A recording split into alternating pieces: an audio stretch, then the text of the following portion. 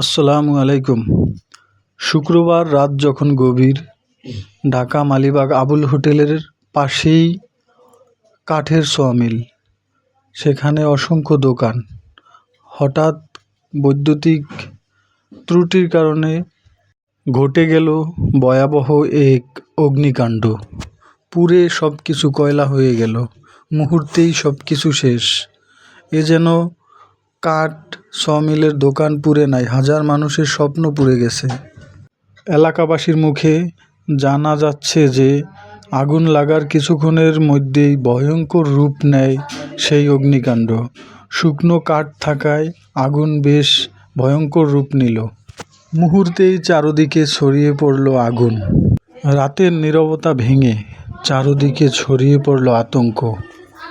দোকান মালিকরা কিছু বুঝে ওঠার আগেই আগুন গ্রাস করে নেয় সব দোকান, পুড়ে ছারখার করে দেয় সব কাঠগুলো।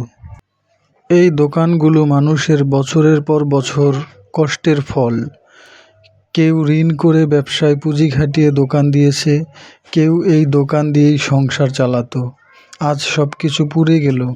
মনে হয় এটা কোনো মহান আল্লাহ তাআলা কোনো এক পরীক্ষা নিচ্ছে এই মানুষের উপর। বেশিরভাগ দোকান মালিকই ফ্যামিলি চালানোর একমাত্র ভরসা ছিল এই দোকান। আমি যেই মুহূর্তে ঘটনাস্থলে এসে পৌঁছাই তখন আগুন নিভে গেছে। আমি এসে দেখি আগুন নেই, বাট সব কিছু পুড়ে কয়লা হয়ে রয়েছে। কিন্তু রেখে গেছে এক ভয়াবহ দৃশ্য, যা এখন আপনারা আমার ক্যামেরায় দেখতে পাচ্ছেন। যেখানে এক সময় ছিল কাঠের তুপ, দোকানের কোলাহল, আর সেখানে এখন পড়ে আছে শুধুই কয়লা। চারিদিকে কালো ধোঁয়ার গন্ধ আর নিস্তব্ধতা ছড়িয়ে পড়ছে পুরো মালিবাগ এলাকায়। এই আগুন শুধু কিছু দোকান পুড়ায়নি, পুড়িয়েছে অনেক মানুষের স্বপ্ন, জীবিকার আশা আর আগামী দিনের পরিকল্পনা।